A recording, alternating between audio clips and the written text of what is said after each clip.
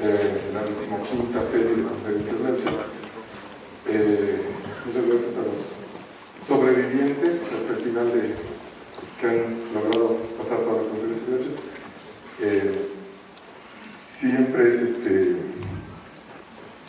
muy importante para nosotros esta actividad año con año y agradecemos su asistencia. Y es un honor para nosotros presentar al profesor Edward Witten del Instituto de Estudios Avanzados hablando de Quantum Gravity. Profesor Witten.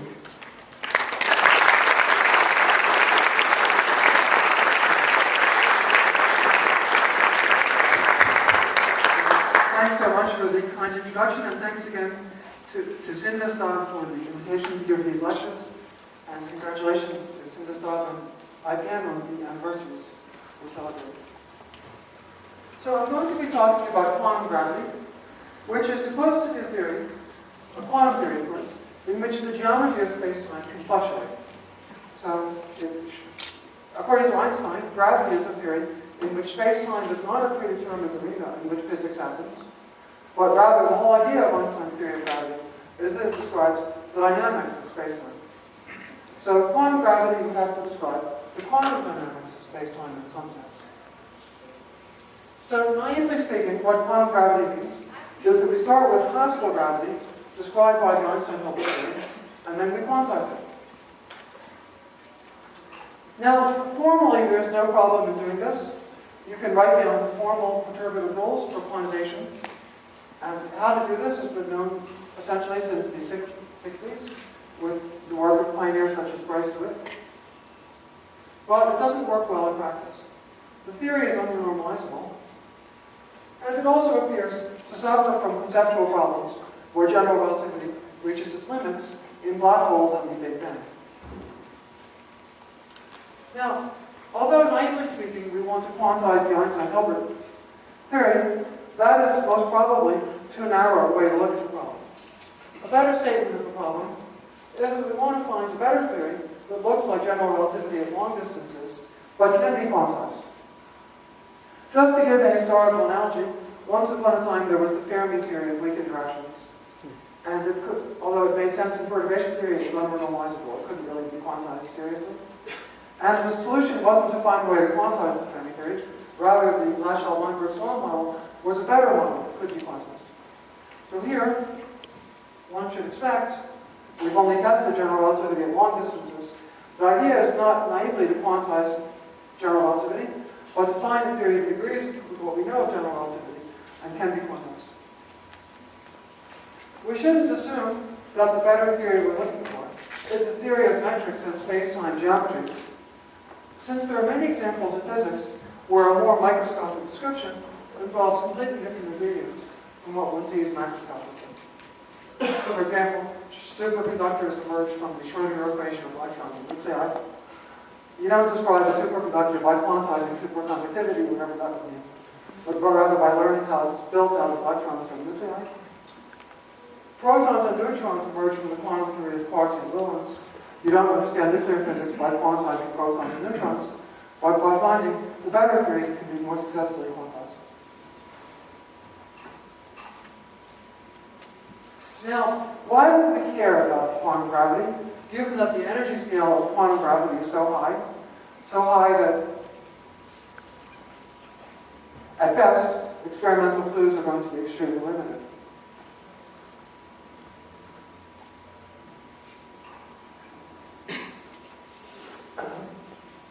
Well, conceptually, there must be some limit to how well we can understand nature without making quantum mechanics and gravity work together.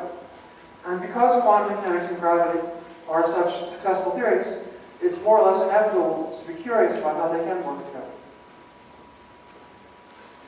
There's also at least one quantum gravity effect. This is what I'm about to tell you is quite surprising. It's kind of a gift from nature. But there's actually one quantum gravity effect that might actually be observable experimentally. That has to do with the polarization of the cosmic microwave radiation produced in the Big Bang. It's observed to be slightly polarized. So the radiation you see, if you put a telescope looking at the sky, basically, at microwave frequencies, is observed to be just slightly polarized. And there's an effect of the twisting of this polarization generated by quantum gravity that may actually be observable in the next few years, or in the next decade. So there's at least one case where we might actually test quantum gravity, but more generally, with our present understanding of the Big Bang, the best theory that we have is certainly the inflationary universe, but any serious thinking about cosmic inflation tends to lead to questions about quantum mechanics and gravity. Of course, I don't know, they might be questions we won't be able to answer. Or we might come up with theoretical answers that won't tell us much about the real world. That's always part of the risk in theoretical science. And there are a few other things that we've observed, such as the apparent unification of gauge couplings of weak interaction, of particle physics, and also the neutrino masses, that possibly originate at an energy scale close to that of quantum gravity. And in the future, there might be a few more observed phenomena of such kinds. So, although the energy scale is so vast, there are at least some possibilities of some experimental things, but admittedly probably bigger ones. But beyond that, quantum gravity is something we're bound to be curious about, given how successful gravity and general relativity are separately. Given how successful quantum mechanics and general relativity are separately, we're bound to be curious about how they can work together. Yet, I have to say personally that because the energy scale is so remote and the clues so meager, I personally wouldn't have tried to work on quantum gravity, except that unexpectedly, it turned out that it was possible to do interesting things with it. And my goal today is to tell you a little bit about a few of those interesting things, in a way that's aimed to not require too much previous experience. Of course, I've made a highly idiosyncratic selection with the aim of A, fitting the talk into 1 hour, and B, trying to be relatively widely understandable. So, what is known about quantum gravity is an odd mix of things. I wasn't sure what to explain today, but I put together an odd mix based on the idea of emphasizing the relations between quantum gravity and ordinary theories without gravity. So, by an ordinary theory without gravity, I mean a quantum theory of the kind we study in the lab, or that describes most of physics. So, an ordinary theory without gravity here means a quantum theory, usually a quantum field theory if one goes into depth. So, the ordinary theories are the quantum theories that we use to study electrons, quarks, and nuclei, and so on. And what I'll be emphasizing today are relations between quantum theories that do describe gravity and ordinary theories, meaning quantum theories that don't describe gravity. So, to say it again, I'll be stressing what we know about relations between the familiar quantum theories without gravity and the mysterious quantum theory that does describe gravity. And we're going to start in one dimension, but we'll count our dimensions relativistically, so one dimension means one space-time dimension. A very meager dimension for quantum gravity. See, so if we ask for our one-dimensional space-time to be a manifold, it would be too simple. We would just have a line or a circle. We wouldn't have sufficient complexities to get into the kind of model I'm going to talk about. So we're instead going to allow a one-dimensional manifold to have some singularities. That is, we'll allow a graph. So this is a model of our one-dimensional space-time. Don't worry about how it's embedded in 2 or 3 dimensions to draw it. Intrinsically, we've got one-dimensional curves, but they're joined together at vertices, making a graph. So I've drawn a graph with 1, 2, 3, 4, 5, 6, 7, 9 edges, glued together at 4 vertices. But we'll allow a wide variety of graphs with different numbers of vertices and edges. And we want to do Riemannian geometry on a graph. After all, we're trying to do gravity. Gravity means Riemannian geometry, according to Einstein. But we're going to do our Riemannian geometry quantum mechanically. So we're going to be doing quantum Riemannian geometry in one dimension. And you see, it would have been too simple without the graph, because there aren't enough Riemannian manifolds in one dimension. But allowing graphs gives us a lot of one-dimensional Riemannian spaces. We shouldn't call them Riemannian manifolds, but they're Riemannian spaces. Now, up to reparameterizations, the only invariants of the metric on the graph are the lengths of the segments. So here, I've imagined that on this singular one-dimensional space, we've placed a Riemannian metric, but up to diffeomorphisms or reparameterizations, all we care about are the lengths of the segments. So I didn't label all 9 segments, but this one has length T1, this one has length T2, and this one has length T3.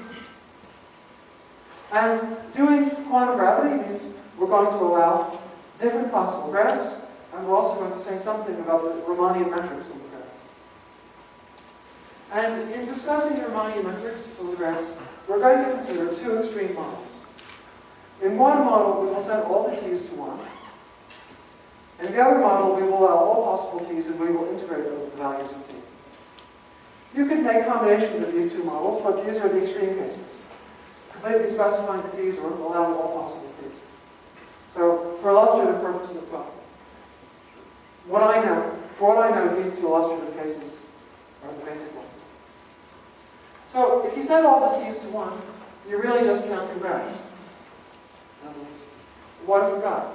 Well, if all the t's are 1, they don't carry information, so all we have is the graph itself. But there are many different graphs. And what can the Feynman path integral of our one-dimensional quantum gravity theory mean? All it can really mean is to count graphs, to sum over graphs. Feynman says sum over paths or histories, but in our one-dimensional model of quantum gravity, the history is the graph.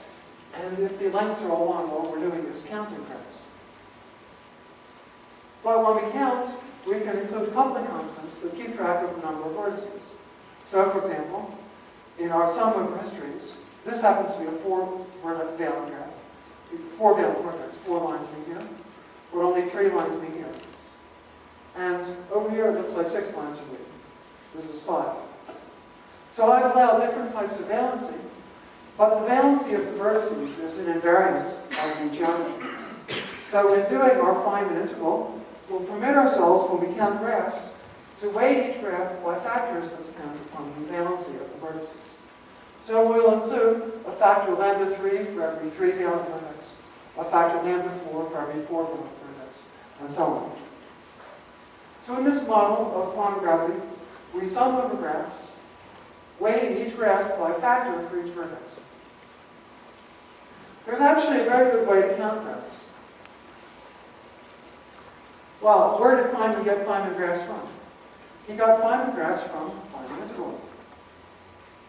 But here, our Feynman integral will be 0-dimensional, so it won't really be a Feynman integral. It will just be a Newton integral, or a Leibniz integral. Our Feynman integral here will just be an ordinary integral over the real line, over a scalar field, except it's just a real number. But the function that we'll integrate will be the exponential of minus a Gaussian, minus the phi squared, but then the fractions involving phi cubed, phi fourth, and so on, with arbitrary parameters, lambda 3, lambda 4, and so on. And then this integral is a function of lambda, so I've called it z of lambda 3, lambda 4, and so on, where z is a common name for the partition function of a physical system. For this system, a partition function is just the integral. Now, there's something you should know here, which I don't, to fully understand today's lecture, there's something you should know, which I'm not going to explain. It helps to know that that integrals, such as this one, can be expanded in graphs. You see, if lambda 3 and lambda 4 and so on were 0, we have a Gaussian integral, which we'd evaluate according to Gaussian, the integral of the square root of pi or something. When we turn on lambda 3 and lambda 4, a series, an asymptotic expansion in powers of lambda, is generated by graphs, which would be the Feynman diagrams. So, Feynman's recipe, and I apologize to those of you who haven't studied at all Feynman integrals and Feynman diagrams, but Feynman's recipe for calculating such a graph shows that this integral can be evaluated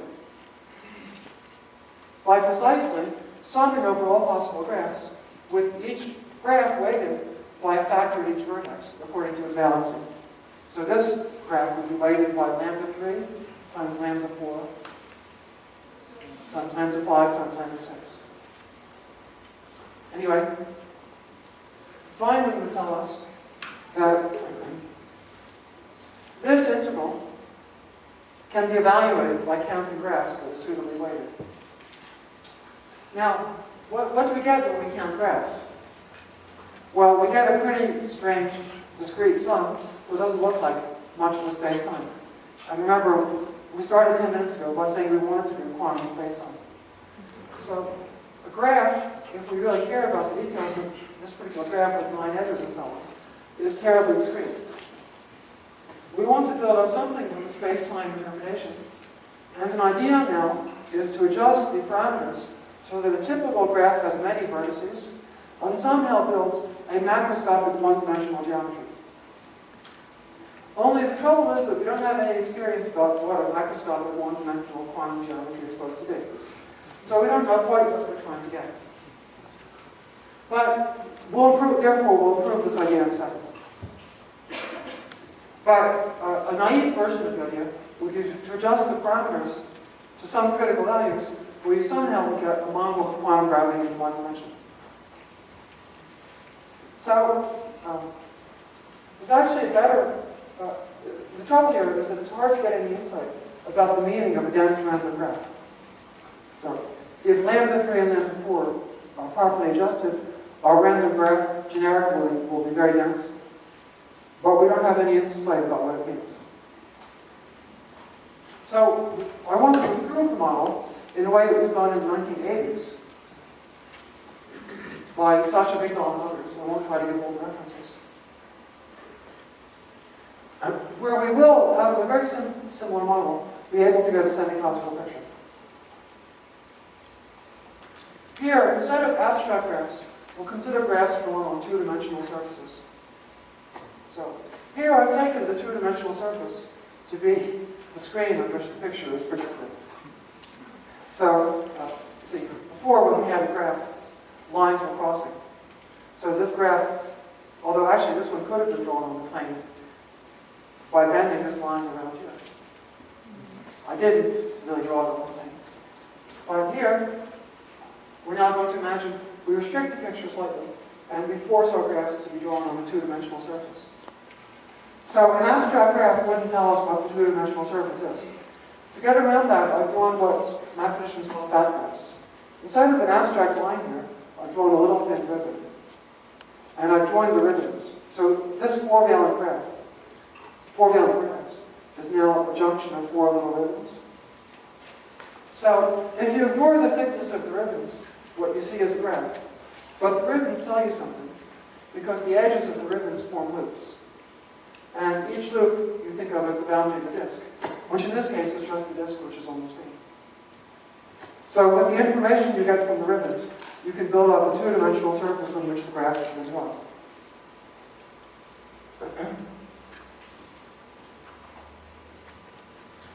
So for the moment, the double lines of ribbons are just meant to guide the eye in constructing a two-dimensional surface from the graph. The abstract graph doesn't let us know what the two-dimensional surface is, but when we draw ribbons instead of lines, the information about the two-dimensional surface is there. Now, remember there are going to be two approaches, which is that either we fix the lengths of the edges, or else we integrate over the lengths. But for the moment, we're still fixing the lengths. So, we're going to imagine that therefore that all edges have the same length. And therefore, we can think of the polygons here as being equilateral. Since it's a random graph, it's hard to draw it on the slide in a way that makes all the things equilateral. But imagine in your mind's eye that lengths are the same and the triangles are all equilateral.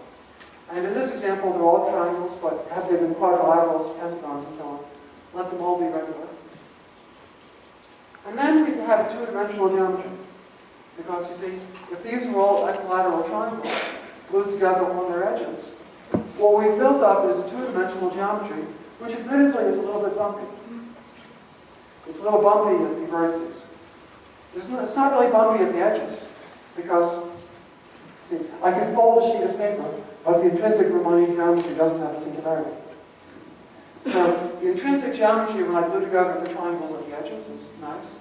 But at this corner, I've glued together 5 polygons whose angles don't add up to 2 pi. So there's a conical singularity here. So although we build up a two-dimensional geometry, it has a lot of conical singularities. Again, we're going to allow all possible two-dimensional geometries of this kind, built by gluing together regular polygons. And we're going to count them the same way we did for the abstract graphs, weighting 3-valent, 4-valent vertices and so on, by coupling parameters of n to 3 and n to 4. It was explained in the 70s by Lefschetz, who later won the Nobel Prize for his work on weak inversions, how to write a path integral that does the counting for us. Only this path integral maybe should be, again, more called a Newton-Leibniz integral than a Feynman integral, because it's infinitely many dimensions. Instead of a single scalar field phi, we take a matrix valued field phi ij, where I and j run from 1 to n. Then the double line keeps track of the flow of the two types of indices, I and j. When I draw not an abstract line, but a double line, think of the two edges as corresponding to the two indices, or the initial and final matrix elements of the matrix. And then in a general graph, if phi is an n by n matrix, when you draw the picture, you think of each edge of the ribbon as keeping track of one index I or j, and since I or j have n possible values, each little loop gives you a factor of n. So if n is large, so now when we do the sum over graphs, we're going to weight each graph by a coupling parameter at each vertex, but also by a factor of n for each little polygon. So if n is large, the dominant graphs are those with the closed index loops. And if you use the Gauss-Bonnet theorem or the Euler characteristic or something, you learn after a while the use of they keep in fixed the types of the vertices. The graphs with the most loops are the ones that can be drawn on the surface of the two scale. So now we're getting close to some kind of geometry. The metric is a little bit singular in its conical singularities, but we're still building up predominantly a two-dimensional sphere with some kind of metric that's allowed to function. So we can think of what we're doing as a model of some kind of two-dimensional quantum gravity. But how are we supposed to do the sum of the random graphs, weighted by these factors of n for loops, and n to 3, n to 4, and so on for vertices? There's an analog of what I told you before, which is that, and this is a really tough insight from the 70s, that there's a matrix integral that does the job for you. The sum of your discrete two-dimensional geometries that you want can be calculated by integrating over all matrix elements of an n by n matrix. The integral over the matrix is just an ordinary Riemannian integral over each of the n squared matrix elements of an n by n matrix. And what we integrate is the exponential of the same thing we had before, except because it's all matrix value, we take a trace, and then we multiply by n in the exponent. Then it turns out, I'm now describing something that was done very successfully in the 80s. If you take n to infinity while suitably adjusting the parameters so that the complexity of a typical graph diverges, you actually can get a continuum model of two-dimensional gravity.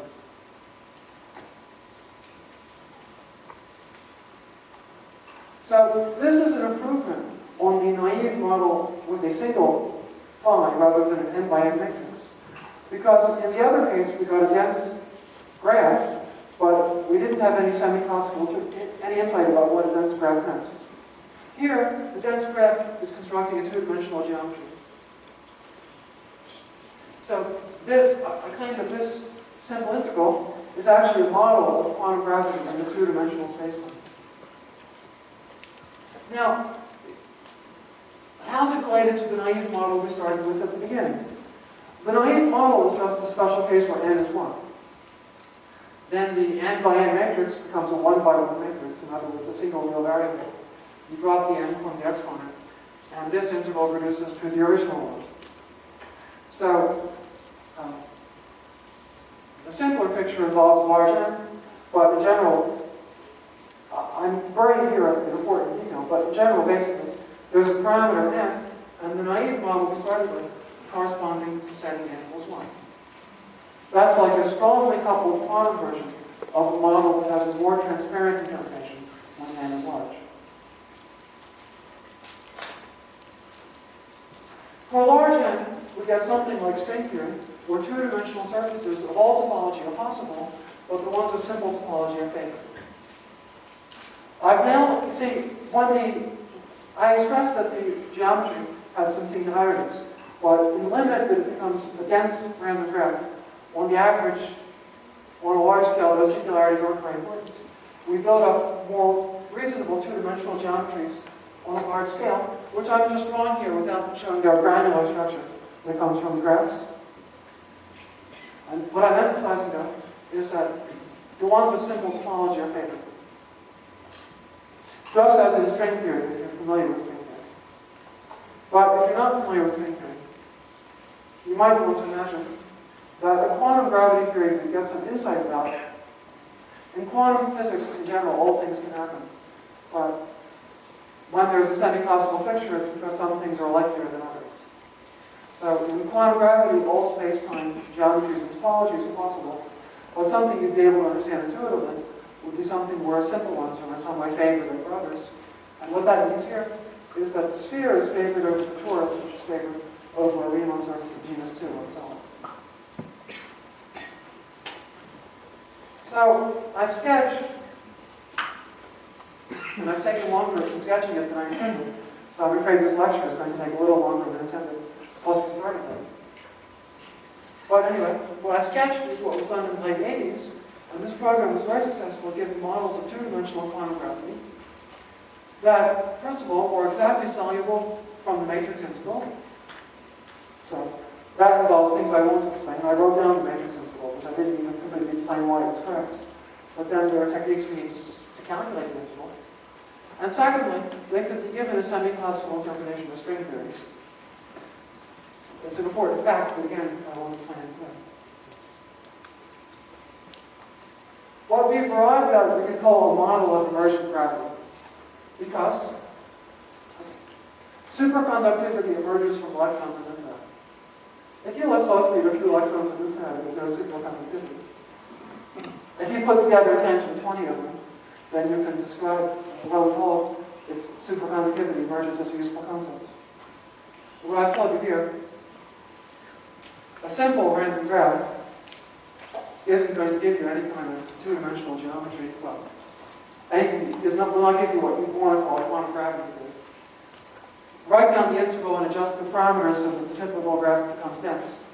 And then just as superconductivity emerges with 10 to the 20 electrons and nuclei, so here,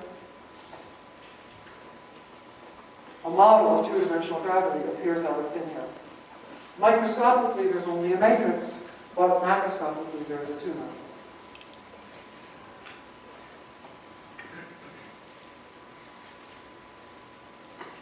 In this light, there's an important point. So we got gravity out of nothing, meaning only a matrix. But it's very important that we got gravity together with the space-time in which the gravity happens. So what emerged was not just gravity, but the space-time in which the gravity happens.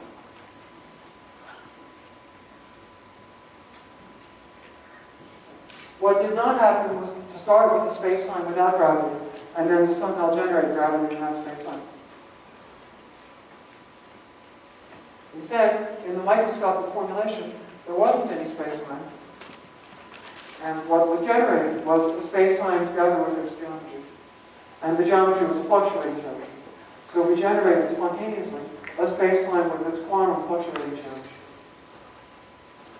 There's actually a general lesson here, which is common to all models of emergent gravity.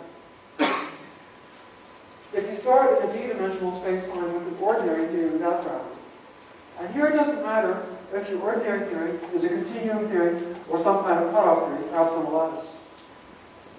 Then you have some sort of gauge invariant local field, it's 5x. Here x is a point in space-time made on a lattice. But a theory with gravity doesn't have gauge invariant local fields that depend on the choice of a space-time point. Because in general relativity, x is a gauge invariant, so 5x can be the space-time in which the gravity emerges.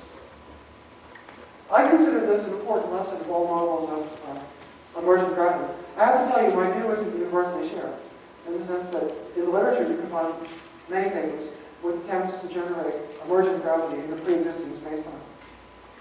I claim to have told you why that won't work.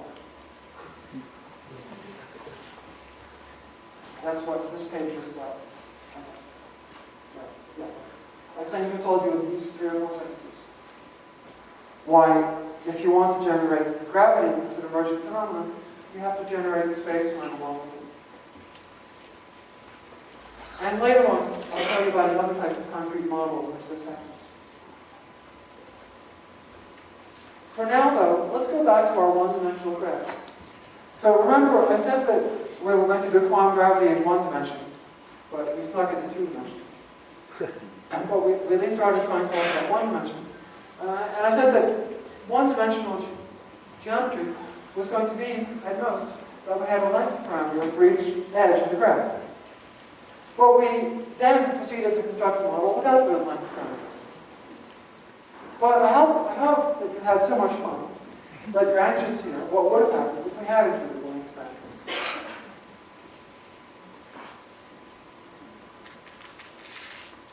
So we include the length parameters by placing a Riemannian metric on the graph.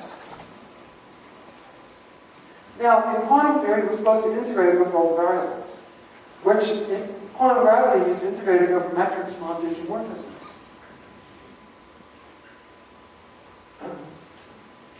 But here, metrics from diffeomorphisms are just the t's.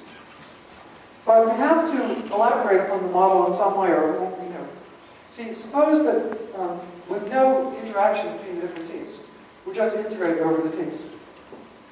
Well, the t's are positive real numbers, so we need to measure the positive real lines to enable us to do the integral.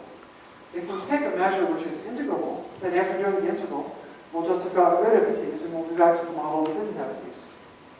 So although we could do that, it's not the interesting thing to do. Interesting meaning different from what I already described. What's more interesting, the measure we'll use will actually be the ordinary real measure on the half line. It's non-integrable. The real line, the positive half line has infinite length. So what will enable us to do the integral, but also what will make the model new, is that we'll elaborate upon the model by the fact that the integrand will have some function that depends on the different t's, not just one t at a time, but some couplings, as to use physics jargon, between the different t's. But we want to maintain the concept that one-dimensional physics is local. You see, t is the integrated length of this segment. But it is the integrated length. It's the integral of the Riemannian length element. Being the integrated length, it's the integral of a local function. Now, a function like that depends on 2 t's that you define in a naive way will violate the locality of physics. For instance, a perfectly good function that involves t1 and t2 is the product t1 times t2. But it's not allowed because it's not a local integral. So we want to integrate over the t. We want to live in a world where what we are integrating is locally defined on the graph.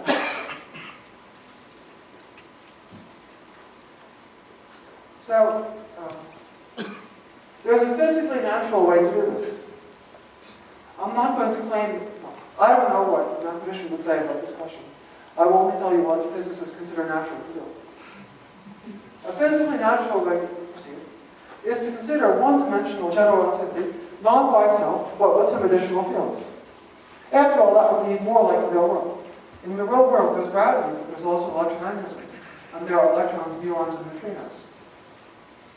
So instead of just doing general relativity in one dimension, let's do general relativity with some additional fields, which for simplicity I will take to be d scalar fields, x1 up to x3. So you could think of the scalar fields as a map from the graph to RD. RD is d-dimensional Euclidean space. And the set of d, a scalar field is just a real value function. So we introduce d real value functions on the graph that you can think of as defining a map from the graph to RD. So now I'm going to give an action on each edge of the graph. And as I told you, the action is required to be local, so I've written a local integral along the graph. Of what? Well, I'm writing, the action we want is a sum of the contributions, one for each edge. But I'll write a formula for the action for a particular edge. Well, the edge is a Riemannian manifold with a length element ds. So we integrate ds. Well, ds times GSS is the Riemannian metric of the edge. This is the Riemannian length element. And I just take a constant. If we just integrate a constant, we get the length of the edge times m squared. But to that, I want to add the gradient squared of the map x from the edge to RD. So in physical language, I've written down the action for d scalar fields in one dimension. The most elementary interpretation of this is the first Lagrangian the physics student runs into, maybe without the constancies. Or as is interpreted as time, GSS is 1. X is the position of the particle. There's usually a 1/2 in front that I've left out, or actually 1/2 now. And this term is the kinetic energy of the one particle. So that's the rough idea, but we're doing it coupled to one-dimensional quantum gravity. So now we do a path integral over all pairs, G and X, where G is a metric on the graph, and X is a map from the graph to a d-dimensional spacetime, which will take to be just a flat manifold RD. We could generalize it, but we won't for this estimation. The action on each edge is what I wrote. We also include the same factors as before at vertices. But as I told you way back, we're not going to get something interesting unless the different edges are coupled. And in the model I've described, there's one and only one way to couple. I had an action that involved a map of this edge to RD, and there also was a map that involved an action involving this map of this edge to RD. But we require that the pieces fit together to a continuous map from the graph to RD. In other words, at vertices, the x's of different edges are supposed to agree. That will be the only coupling between the different edges. You see, what we've accomplished that is more interesting than just taking T1 times T2 is that we've coupled the different edges, but we've done it in a completely local fashion.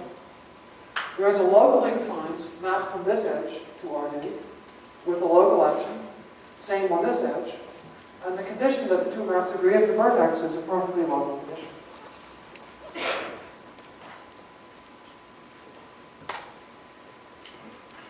So, this is what we want to do. We want to integrate over pairs consisting of Riemannian metrics on the graph and maps of the graph to RD.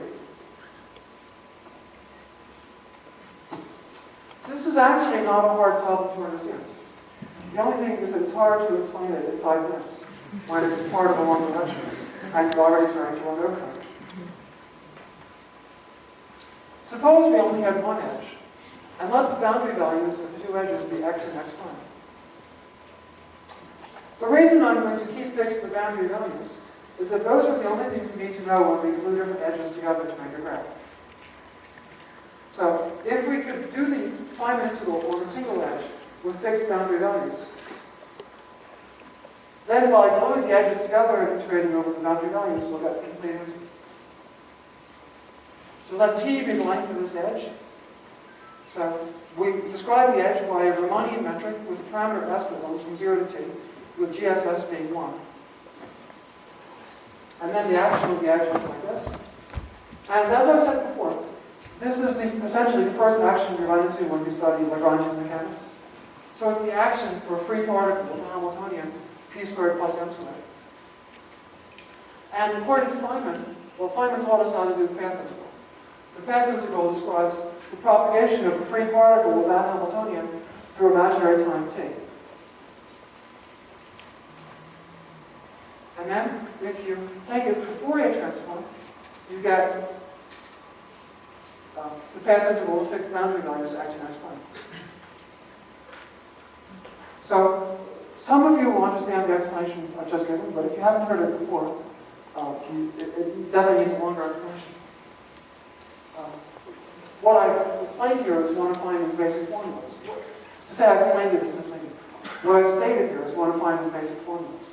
But unfortunately, in today's brief excursion through quantum gravity, there are a few of Feynman's basic formulas that we don't really have time to properly explain, and this is one of them. So I think that if you aren't familiar with the formula, just accept the idea that it is a basic formula of Feynman's that you'll learn if you go far enough with quantum mechanics. That tells you how to do the path integral with a single edge with x and x prime fixed. And we get this thing. But we're supposed to integrate over t, because t is the Riemannian length of that edge, and we're supposed to integrate over all Riemannian elements. And because of this nice integral, that the integral from 0 to infinity dt of each of the lines at is 1 over a, well, see, the t dependence of this thing is e to the minus ta, where this is a.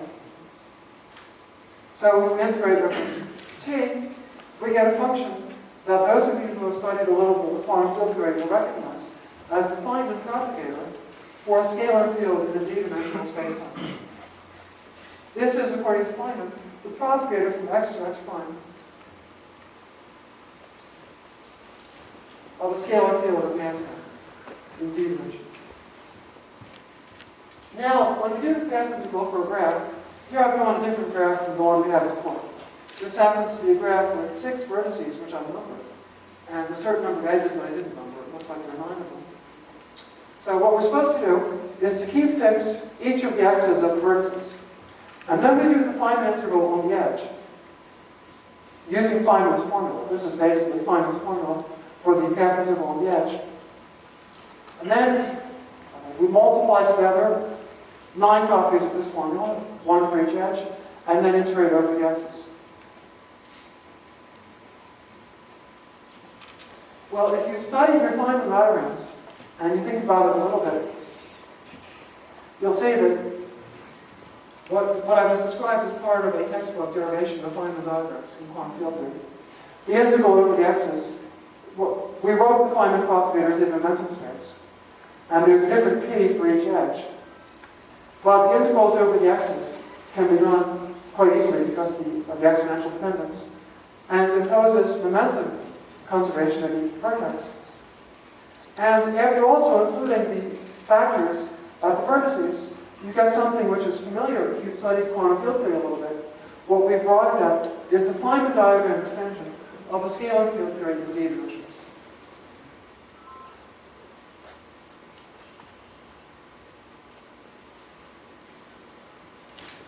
So I did this, and we got scalar field theory here. Remember, we were trying to do one-dimensional quantum gravity, but to make it interesting, we needed to add matter, and we added scalar matter. That's why we got a scalar field.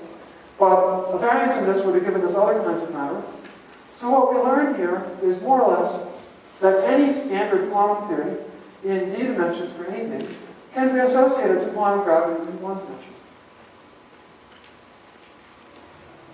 So in the interpretation of what one-dimensional quantum gravity meant, where we were supposed to integrate over the lengths of the edges, the answer is, what is one-dimensional quantum gravity, is that it encompasses all of conventional quantum physics without gravity.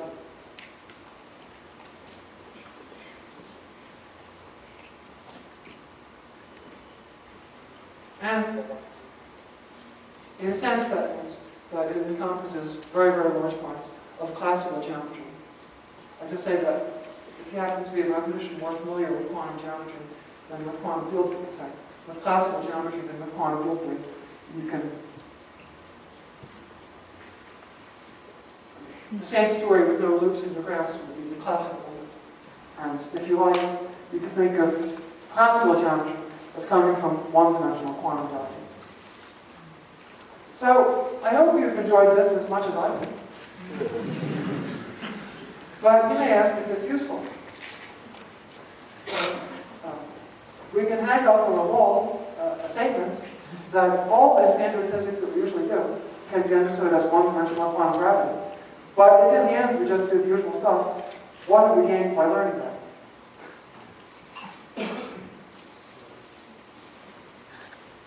Well, one reason it's useful is that it leads to a generalization of quantum field theory. And to my thinking, the generalization of quantum field theory that it leads to is the only real generalization of quantum field theory that anyone's ever discovered. It's not just a generalization of quantum field theory, but as far as we know, it's the generalization of quantum field theory.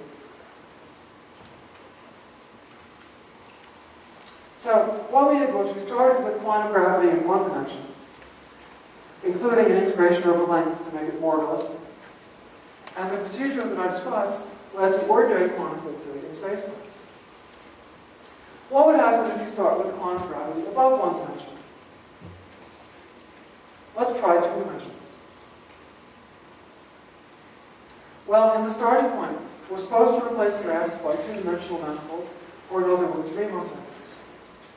So here's a Riemann surface. One thing we notice immediately is that we can assume our Riemann surfaces are smooth.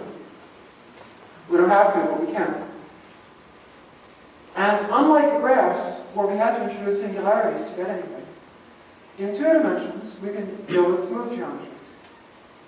So there are no need to introduce cubic quartic and so on vertices, and therefore there aren't adjustable coupling constants, lambda 3 and lambda 4.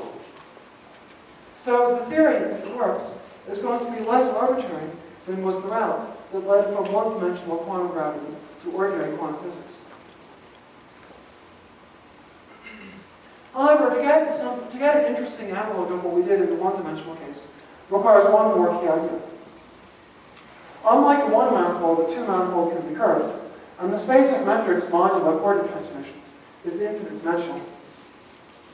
You see, a 2 by 2 metric tensor is a symmetric 2 by 2 matrix with 3 independent components. But a diffeomorphism generator only depends on 2 functions, not enough to gauge fix the 3 components of G even locally. So the geometry of the graph only involved finitely many parameters, and that was crucial. But the geometry of a 2-manifold involved infinitely many parameters. So one way to proceed is to accept the fact that we have to do a path integral over the 3rd component of G and try to make sense of it. So it's a fascinating story. It's actually a hard way to make a living. But one version of this actually links back to the matrix model of 2-dimensional quantum gravity that we discussed before, the model with the n by n matrix. So there's a fascinating story when you do proceed exactly as is suggested here, integrating over the 3rd component of G. But that's, to my thinking, that's not the most illuminating way to proceed. There's another option. We get something nice if we impose an extra symmetry that eliminates one component of G. And there's a beautiful symmetry, which is to require conformal invariance or Weil invariance, where we take any real valued function sigma, and we consider 2 metrics equivalent if they differ by multiplication by a positive function. If we do that, then you see, this together with diffeomorphisms enables us locally to modulo this operation of diffeomorphisms. Any 2 metrics are equivalent locally. So we're back in a similar situation to that for the graph, where any small piece was just a line, with no invariant information except its length. A 19th century result says that up to diffeomorphisms and conformal or Weil transformations, a 2-manifold sigma depends on only finitely many parameters. So I've drawn an example. But I've drawn a comparison between graphs and 2 manifolds because it's important in our intuition.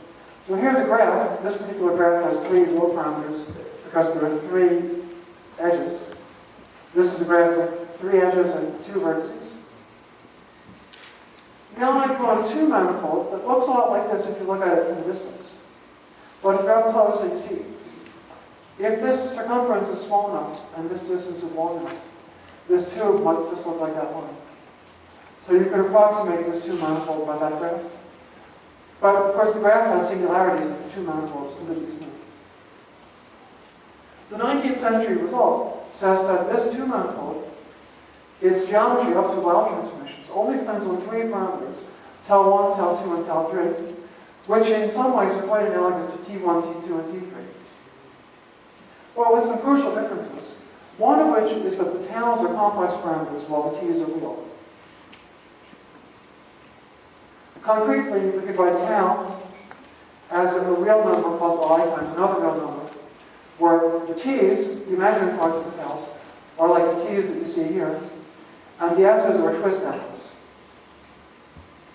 You could cut one of these tubes along the circle, twist one side with respect to the other, and glue it back together, and that would introduce this parameter s.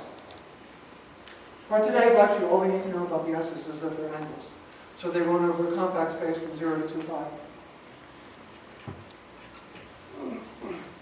So we could now try to integrate over this finite set of parameters, the taus, analogous to the integral over the t's. But the integral over the t's was more interesting if we added matter fields.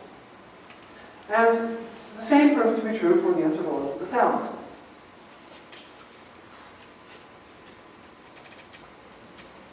So,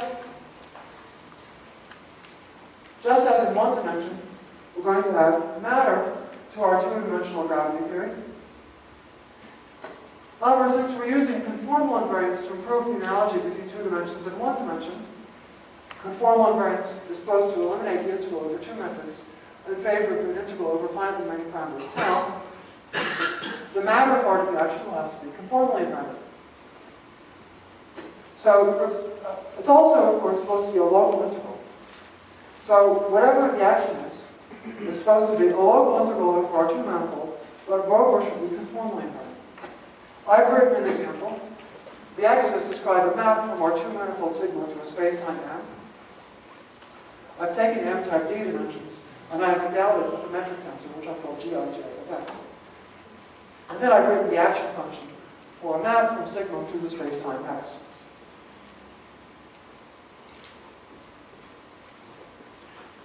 Now, to develop the theory, we're going to do the analog of what we did for the graph.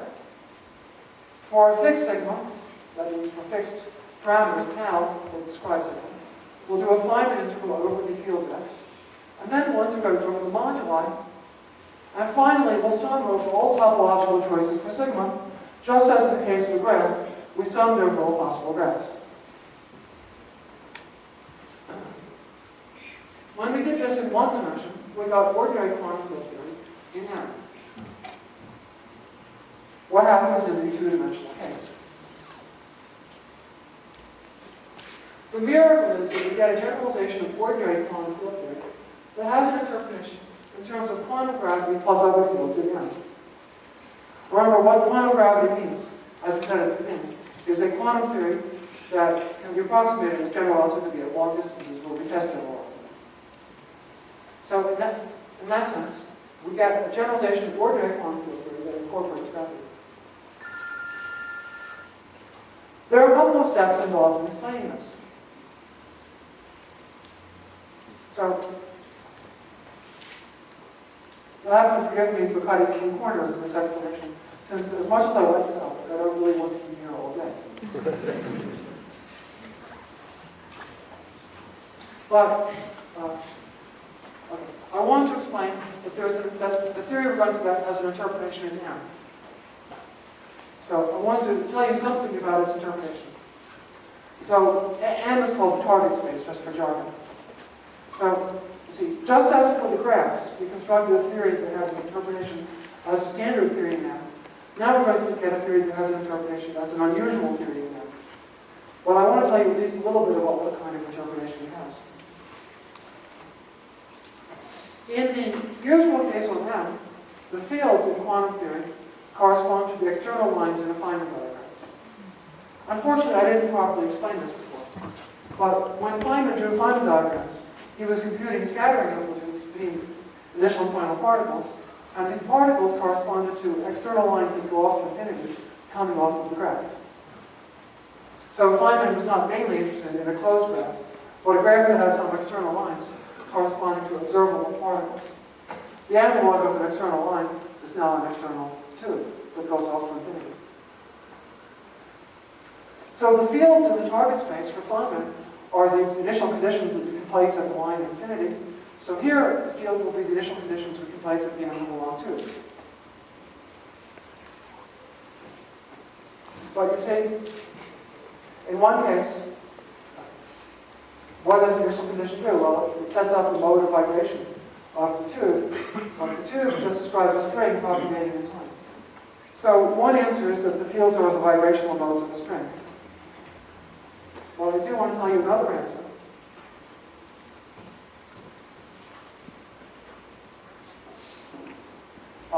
I'm not going to explain this other answer in detail. I'll just explain it enough to explain why there's an interpretation in terms of quantum gravity.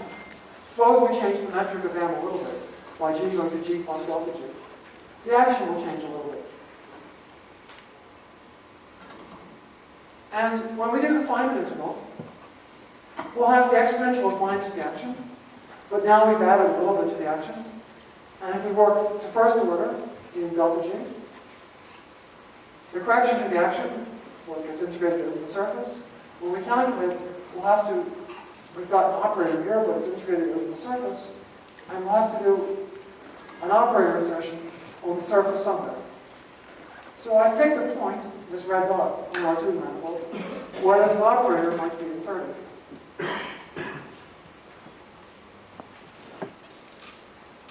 So a deformation of our theory is associated with an insertion at a point on our surface, whereas one of the observable fields in spacetime is associated with the tube.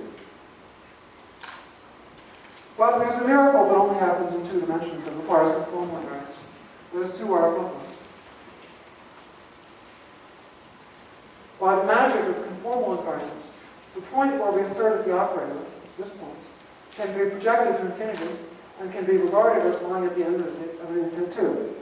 And the end of the infinite tube is where, according to Feynman, we impose the boundary conditions corresponding to an observable particle or field in spacetime. So we've learned that one of the external fields amounts to shifting the metric in spacetime.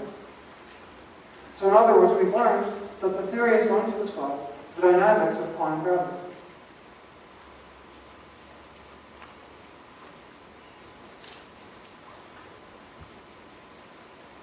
What I've explained, and I've probably gone through it way too quickly, just like I've probably explained almost everything way too quickly today. But what I've explained is that the dynamics of gravity in spacetime is part of what string theory describes. A shift in the metric of spacetime is a shift in the expectation value of one of the string fields, or differently put, one of the string fields is the spacetime metric. This can be further elaborated in a systematic way to calculate quantum processes involving gravitons, free of the ultraviolet divergences that one would get if one tries to quantize Einstein's theory directly. The theory is not equivalent to Einstein's theory. It's only equivalent to Einstein's theory at long distances where Einstein's theory is tested. In the ultraviolet, it's quite different, and in particular, is free of usual ultraviolet problems. The ultraviolet divergences are absent because it turns out that 2-dimensional conformal invariance completely eliminates the ultraviolet region from the finite dynamics. So I apologize for stringing together a lot of things, none of which we've had time to fully explain. But what I've at least sketched is that string theory, which is the theory I've described, though it seems to start out as a theory of quantum gravity in 2 dimensions, earns another interpretation as a theory of quantum gravity in d dimensions. That's why it may be possible to use string theory to describe quantum gravity in the real world.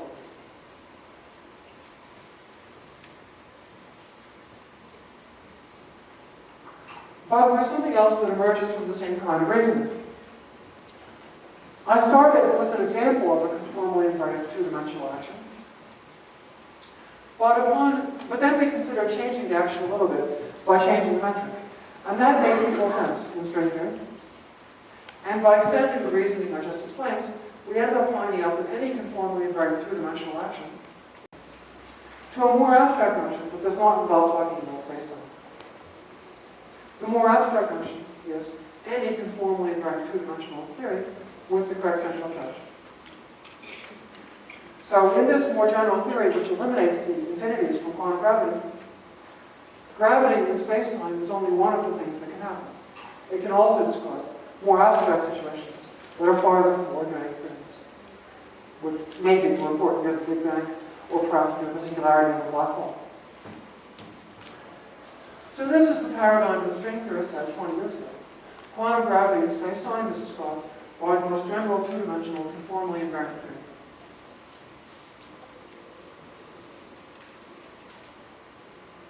Okay, I'm really only beginning to go over now. We started late, which I accept no responsibility. So I've now spoken for the correct length of time, and it's only now that I'm starting to go over.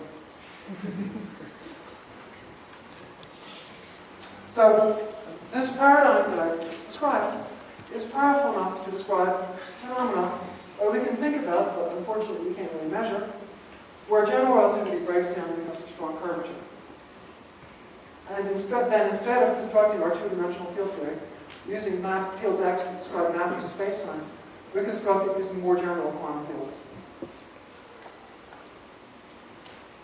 So this is a powerful approach that led to many interesting phenomena and surprises.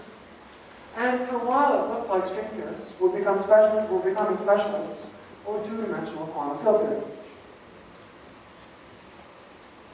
That was because, although we were doing two-dimensional gravity, the variable part of the theory was a two-dimensional field theory that was conformally invariant. So a lot of the fun had to do with the intricacies of two-dimensional field theory. So roughly speaking, that was the dominant paradigm of string theory until some point in the 1990s. But this picture emphasizing two-dimensional quantum field theory turned out to be incomplete. Most glaringly, it's incomplete because it was found in the 90s that string theory has non-perturbative extensions known as branes. A brane is an extended object, like a string, but possibly of higher dimension. What I've drawn here, very schematically, because I'm not much of an artist, I've drawn branes that each have two space dimensions. I haven't drawn time. And I've drawn pieces of these branes, which I've cut so that you can see that there are several parallel branes. These are meant to be three approximately parallel branes, which each have two space dimensions. Since they have two space dimensions, you can call them membranes. The English language has a convenient word membrane for a two-dimensional object, but it's got no convenient word for the d-dimensional generalization. So people just started calling these things branes. It turns out that roughly, to study the motion of a string, use 1 plus 1 or two-dimensional quantum field theory. Well, it turns out that to describe the motion of a brane with two space dimensions uses three-dimensional quantum field theory. And more generally, to describe a brane whose world volume has d dimensions, meaning d minus 1 space and 1 time dimension, we need to use d-dimensional quantum field theory.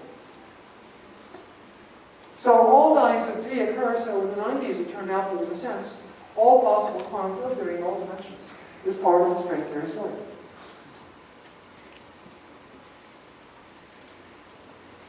As they say, string theory is the theory of everything. I could say that this was more to my liking. I had spent the early part of my career studying quantum field theory, mostly in 4 dimensions, with other dimensions as practice cases. And there was a lot of nice stuff in higher dimensions. So during the period that we were focusing on the two-dimensional case, it seemed that a lot of wisdom about quantum field theory was being wasted. So the new paradigm means that nothing is wasted, because in a sense, all insights about quantum field theory in all dimensions are meaningful as part of the string theory story. It's all a question of what question to ask. Now, we could go in all kinds of directions here, but as I say, I don't want to keep you here all day. So we're just going to focus on one side of this. So branes are described by quantum field theory, but they're also objects that can exist in string theory. And string theory, among other things, is a theory of quantum gravity. So any object has a gravitational field, and in particular, so does the brane. So the brane is the source of a gravitational field. For example, just like we can make a black hole out of tables and chairs, we can make a black hole out of branes, or at least one can imagine that happening in the context of string theory. We can either study the quantum field theory along the brain, or the space-time that the brain produces. The great discovery that was made in 1997 by Von Singer, following some clues from work by other people, of gauge gravity duality, says that these two are equivalent. You can either study the quantum field theory along the brain, or the space-time that the brain produces. These are equivalent, even though there are completely different types of theories in space-times of different dimensions. So, the theory on the brain is an ordinary quantum field theory, a gauge theory without gravity on the boundary of the space-time.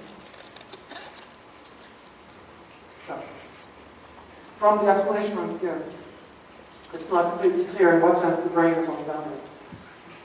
There are a few tricks involved. In this correspondence, you study the geometry near the brain. And then in that so-called near horizon geometry, the brain lives on the boundary. So there's a useful picture where the brain is projected to infinity. And this is a very schematic diagram. I've just drawn a circle that represents infinity. And a disk represents a manifold of higher dimension whose boundary is infinity. There are two equivalent descriptions. One is by an ordinary theory of the boundary, and the other is by gravity in the bulk. So what was discovered here is a very far-reaching situation in which an ordinary theory in one dimension is related to a gravity theory in a different dimension. It's shocking, but it might shock you less because I began the lecture with more elementary examples of that kind. For example, we have the matrix integral in 0 dimensions that was related to quantum gravity in 2 dimensions. So, ordinary theory in one dimension, namely 0. Baby theory of quantum gravity in another dimension, namely 2. What I'm telling you is that starting in 1997, string theorists, and starting by studying brains, string theorists discovered a fantastic analog in higher dimensions, where the gauge theory, for example, could be in 4 dimensions, and could be very similar to the standard model of particle physics. In that case, the quantum gravity theory would be in 5 dimensions. Alternatively, the quantum gravity theory could be in 4 dimensions, the theory of the real world, and then the gauge theory will be a 2-space, 1-dimensional theory, somewhat qualitatively like the systems that condensed matter physicists use when they study something like the quantum Hall effect, or high-temperature superconductivity, which are essentially 2 plus 1-dimensional phenomena. So this duality between the brains and quantum gravity is a sort of giant version of the simple examples we discussed at the beginning, in which an ordinary theory without gravity, in that case, a simple matrix integral that we might want to call a Newton-Leibniz integral rather than a finite integral, generated an emergent 2-dimensional gravity theory. As in that case, the emergent theory with gravity does not live in the same space-time in which the ordinary theory was defined. Here, the ordinary theory lives on the boundary, and gravity lives in a bulk theory of the world, whose boundary is where the ordinary theory is. All this reflects something we discussed.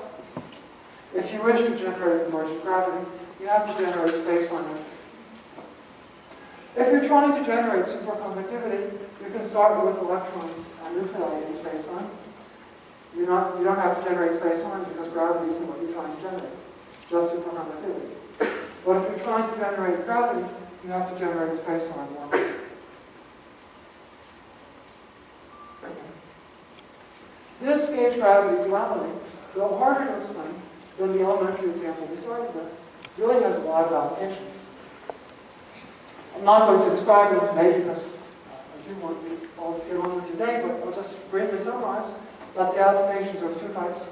By mapping gauge theory to gravity, you get insights about difficult problems of gauge theory, with new insights about phenomena ranging from quark confinement to heavy ion collisions and quantum critical points.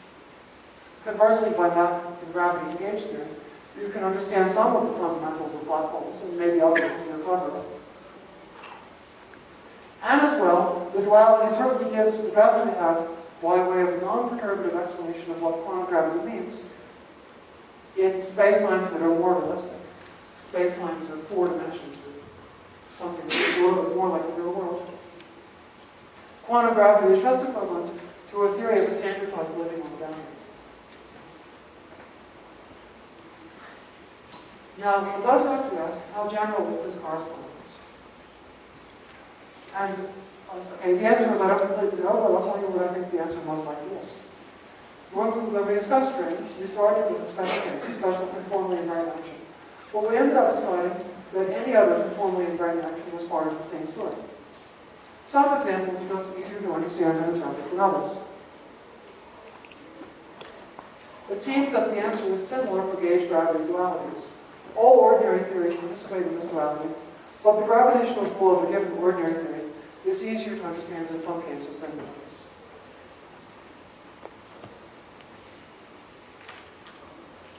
The reason for this belief is that starting with one example, you can generate many more by normalization of the cloud. You can do it in many different ways, and you build up an incredible web of examples that do have gravitational pulls. And it seems that there's no reasonable place to stop, except by saying that they all have gravitational pulls, whether you can understand them or not. So, there seems to be no reasonable stopping point, short of this universal statement.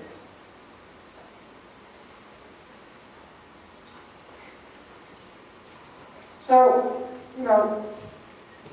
I've had some fun today telling you about some of my favorite things from the last 25 years, I think.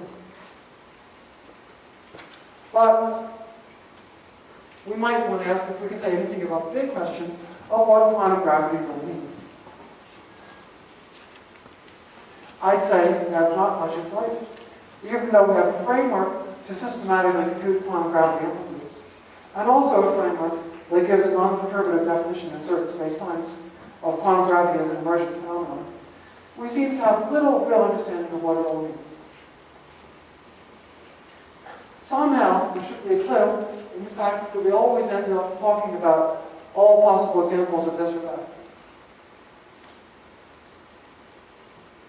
These are not very natural notions in the rest of physics, where normally to discuss a family of quantum field theories, we start from an ultraviolet fixed point and consider marginal or relevant deformations from there. We don't have a good, in any other branch of physics, a good way of thinking about all possible thises or thats.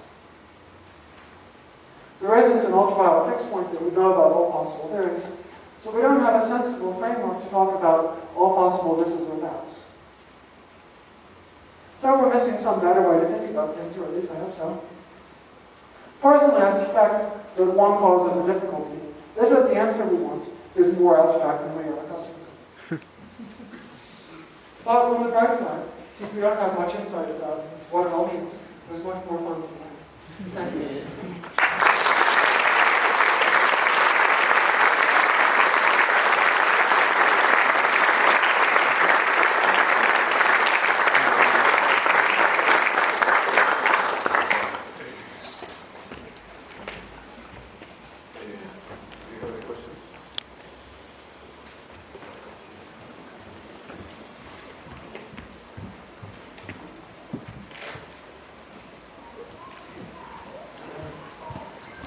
Thank you for your interesting lecture. I have a question. What are your thoughts regarding the ideas of people like Diossi and Penrose regarding or concerning the notion that we might need to change also quantum theory when we mix quantum theory and gravitation? In some sense, these ideas lead us to the problem of the measuring problem in quantum mechanics. What are your thoughts regarding the possible connection between the measurement problem in quantum mechanics and the interface between quantum theory and gravitation? So personally, I've got no objection in principle to modify quantum mechanics if one can do it in a way that makes sense. I haven't heard any interesting ideas here, whereas I have heard interesting ideas along the lines of modifying gravity, as I described. If you ask where it might happen, I think the most interesting challenge to the meaning of quantum mechanics involves cosmology. So I think that the most interesting frontier involving thinking about what quantum mechanics means is in the context of the inflationary universe. So I think that the developments there are very interesting, and it's imaginable that they would shed new light on what quantum mechanics means, although it hasn't happened yet. Any other questions? There was a question down here, or at least somebody was. think this one is not working. Yeah. Just shout the question. Has advances in the late 90s about the graphs, Parabasi and that kind of guys, dense graphs has anything to do with one-dimensional quantum theory? I'm not sure. The question is about advances involving dense graphs. Yeah. But it's not clear to me if you're talking about some, I talked about some other advances with dense graphs. Because graphs may have been studied from many different points of view. There probably are a lot of interesting things about graphs that haven't yet been considered in this language. But I'm not sure what you're asking about. Has that advances already like this kind of problem?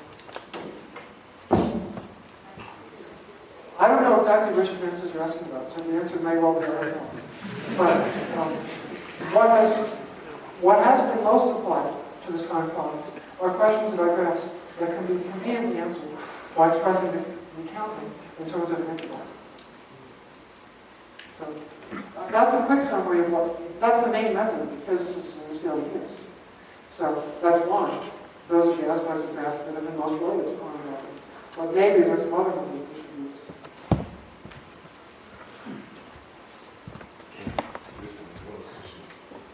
Is when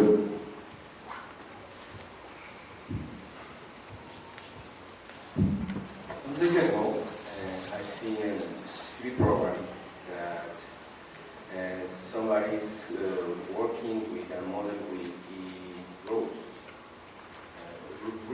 Lie groups, and these are the same, well, are related models, or is all There are Lie groups everywhere in standard quantum theory. My discussion of standard quantum theory today was so schematic that I didn't emphasize the Lie groups. But there are Lie groups everywhere. There's gauge theory, there's SU3 times SU3 times. So the answer to your question is not only yes, but yes from many different points of view. Yes, I got lost when you were explaining that the generalization of quantum field theory that you were describing was the unique generalization. Could you please clarify us? When I said that this generalization was unique, what I meant was that on planet Earth, and this is to my thinking, it's the only generalization of quantum field theory that's really interesting that humans have discovered. Yeah, it wasn't meant as a cosmic statement of uniqueness. Okay. And I don't know what's been discovered elsewhere in the galaxy. But that's the point I don't understand. What is, unique about that? That is only with this generalization we can still describe physics in four-dimensional theory? It's the only generalization of quantum field theory that's known that preserves the successes of quantum field theory while modifying quantum field theory in an interesting way. I'm telling you my opinion. That's my opinion. One of the phrases in the sentences was the only generalization that's known. There's no theorem here saying that it's the only imaginable generalization or the only one that will ever be discovered. Okay. I'm only saying that, and I'm only telling you as far as my work. Personally, I work in this direction because it's the only known framework that to me seems like an interesting, known way to go beyond quantum field theory in an interesting fashion while preserving its successes. Okay, so now just to understand a little bit more about the interests you have on this, it's just the discussion that string theory can emerge from that. Is that one of them? I couldn't quite hear that to you, sorry. Yes, I mean, what is so interesting for you? Well, I think the question was what is so interesting. Yeah. But it's what is so interesting. Quantum field theory is a very successful theory, but in its standard form, it has two properties. It's almost impossible to modify it without making any sense. That last sentence is one of the main reasons physics made so much progress in the 20th century. If there were many possible imaginable variants of the theory, the standard model of particle physics wouldn't have been discovered. What physicists discovered was an incredibly rigid framework. So rigid that it's virtually impossible to modify it to make any sense. And sufficiently rigid that with limited clues it was possible to discover the standard model. However, this framework doesn't allow gravity. Both out of curiosity about how the framework of physics can be changed, and curiosity about quantum gravity, one wonders if there is any way to modify quantum gravity while preserving its successes. I'm making the assertion, take it or leave it. I'm not taking the theorem, I'm telling you my opinion. I'm telling you, string theory is the only interesting modification of standard quantum field theory that preserves its successes. Okay, thank you. Regarding this gauge gravity duality, which aspect do you think would be the most challenging? It's challenging in all directions. So, if you're I say that in practice, more applications have come by using gravity to describe ordinary fields. So, for example, heavy ion physics, quantum critical points, and quark confinement are three problems involving ordinary physics. They all involve some explanation of where the duality has been used. And the most striking success of using the duality to shed light on gravity has to do with fundamental questions of black holes. So most applications, if you just count numbers of applications, most applications have gone from gravity to ordinary theory. But if instead of just counting, you feel you should weight them properly, then we have to decide how to weight them. You don't know what the important measure is. So I think it's best to say that there are a lot of applications in both directions and they're all interesting. There's an incredible web of different things.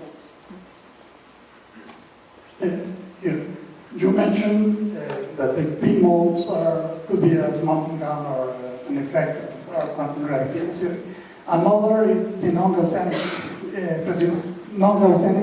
produce spin inflation. Yes.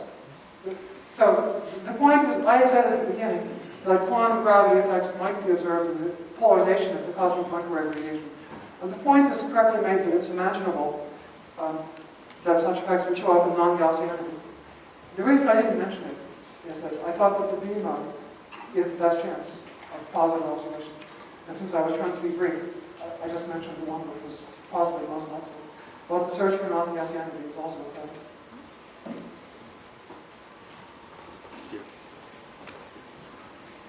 We have two more questions and then we'll... Hello. I'm going to make a politically incorrect question. You told us about the problems one faces when trying to quantize theory at the perturbative, quantize gravity to the perturbative approach. Yes. And I wonder what's your view of the non-perturbative approach that is considered by loop quantum gravity. Well, I'm the one who's going to say politically incorrect things. You didn't. What I'm going to tell you is that there hasn't been any interesting ideas yet. Sorry. As I told you, the one who was going to say something politically incorrect was me. And my politically incorrect statement is that although I have no general objection, there haven't been any interesting ideas yet. I will say one more thing though. Once upon a time, there was the Fermi theory of weak interactions, and it was perturbably unrealizable. And if you look it up, you will discover that in 1967 and 8, Abdus Salam wrote two papers. One with gravity, he tried to quantize the Fermi theory non-perturbably. The other was his contribution to the beginning of the standard model of particle physics by modifying the weak interaction theory so it could be quantized. One of those two stood the test of time. Now, what happened for weak interactions doesn't say what will happen for gravity. But my attitude is pragmatic. As I said at the beginning, I only work on quantum gravity because it has turned out that it's possible to do interesting things. And I work in the directions where I think it has proved possible to do interesting things, which is my answer to your question. If it hadn't proved possible to do interesting things, then I would have taken the advice of those people who think that the energy scale is so high, and there are so few experimental clues that quantum gravity is too far away. So, the type of thing you've asked about is an example of what I would not have chosen to spend my career on. So, I have been politically incorrect, although I appreciate it. Is some relation with... I thought it was my duty, so there may be students to tell the truth. Yes, is there some relation with the last talk of Kolanov homology with quantum gravity? Well, there's not a... There's something which I may have given you a small taste of today, which is that string theory is part of a vast interconnected web of all kinds of things. Only a tiny amount of the total picture is known, but even so, there is an incredible number of things known, and an incredible number of connections between them. Now, it has the property that even if you look at a small piece of it under a magnifying glass, it's kind of scaling right now. The small piece itself have many different facets connected by an incredible web. If you blow up a small part of this picture with your magnifying glass, and then you increase the magnification and get it again, then you get a tiny piece of this picture that I spent 2 years working on for my description of cobalt ophthalmology. But to tell you how cobalt ophthalmology fit into a tiny picture of today's lecture would really be an honest word. It's not. I was urged to have one of the lectures be about physics. You see, lecturing about how cobalt ophthalmology fits into this picture would have been fun to some, but it wouldn't have been. Probably would have been brought interest from most physicists. Bueno, muchísimas gracias por su asistencia. Agradecemos al profesor Witten.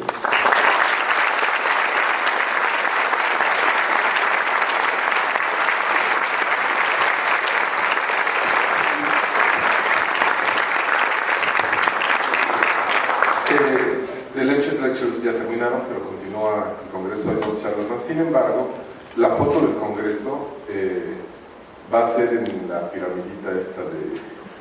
No la va a tomar Toño, y va a ser en la piramidita ahí frente al departamento de matemáticas, las escaleritas, ¿no? So the conference picture is at the stairs next to the coffee shop where we've been hanging around. So it's now, so let's move to the middle staircase.